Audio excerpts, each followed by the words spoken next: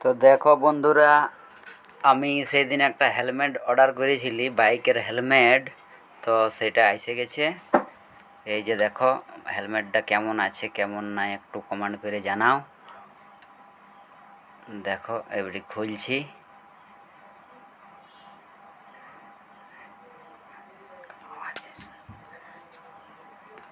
হ্যাঁ দেখো ওটা খুলছি হেলমেটটা রেড কালারের।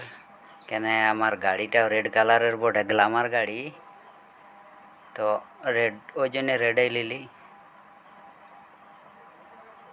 আর ইয়ার দাম আছে মোটামুটি 456 টাকা।